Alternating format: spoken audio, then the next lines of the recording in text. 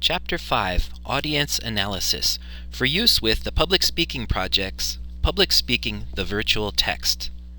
Please note that this tutorial will not cover all of the information found in Chapter 5, and there may be one or two items that might be slightly different in this PowerPoint than what is found in the chapter.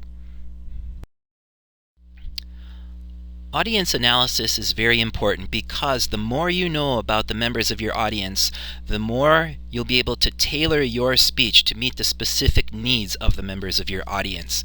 One way in which this can be done is by doing a demographic analysis.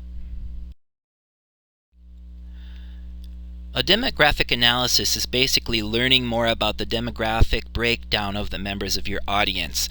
And the demographic breakdown is not the demographics of your audience are not limited to the ones you see here on this slide, but these are just some of the major or more common ones. They can include ethnicity, race, cultural background, the age or age range of the members of the audience that you'll be speaking to, the sex, gender, and or gender identity of the members of your audience. The socioeconomic status can sometimes be very important depending upon what your topic is and whom you're speaking to.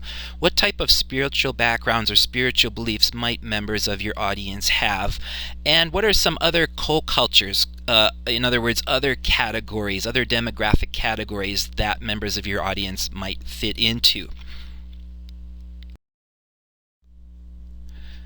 There are different ways that you can go about getting the demographic information of your audience.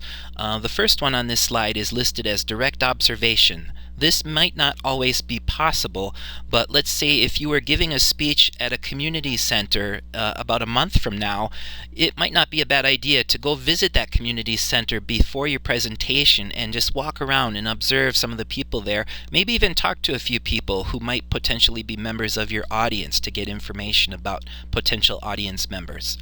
The next one here is inference, and this is by drawing conclusions based on basic available information that you may have about that particular type of audience. And the third one, which is generally considered as perhaps the most involved, involves data sampling. This is where, if you have an opportunity to do so, you try and ask questions about potential audience members, or you ask questions to potential audience members. And one way that this can be done is by creating an online questionnaire, having them answer questions, and then you take a look at the data or the responses from the questionnaire, and then you'll know more about your audience so you can tailor your speech to fit the needs of your audience better. There are different categories of analysis, and this slide shows 3 of them. We've already talked a bit about demographic analysis. That's the second bullet point on here. Let's take a look at the first one, situational analysis. This is analyzing or taking a look at why members of the audience are coming together to listen to your speech. What is the reason? What is the occasion? What is the situation involved? So you can use that to tailor your speech to help meet the needs of your audience. We've looked at the second one, so let's go down to psychological analysis, and this might focus on the attitudes, beliefs, or values that members of your audience may hold. For example, you might be giving a speech or giving a presentation to members of in your neighborhood because you want to form a neighborhood watch group in your particular area. So probably people coming to that meeting or coming to that event have certain values. They value having safety. They don't want their homes broken into, or they believe that there's too much crime in the neighborhood, or they believe that they can reduce the amount of crime by establishing a neighborhood watch community. So you can do a psychological analysis to try to tailor your speech to fit the needs of your audience. You can also conduct a multicultural analysis of your audience, especially if you're going to be traveling somewhere to give a speech, or if you're going to be speaking to people from a different region of the country or from different countries altogether. Because even within the same country, there can be language variations. People can speak a different dialect or speak in a different accent than people do from the region of the country that you're from. Also, please note that cultural cognitive processes can vary from one culture to another.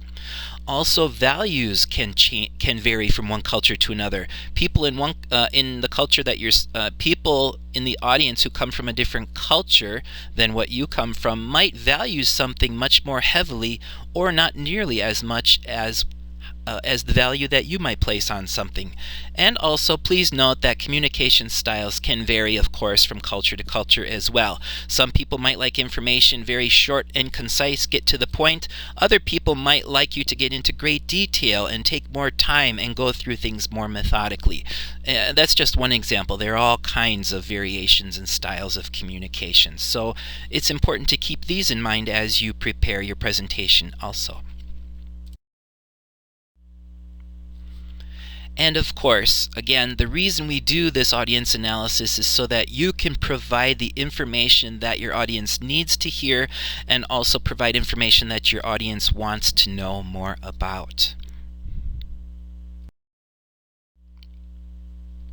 The Public Speaking Project's textbook, Public Speaking: A Virtual Text, can be found at www.publicspeakingproject.org.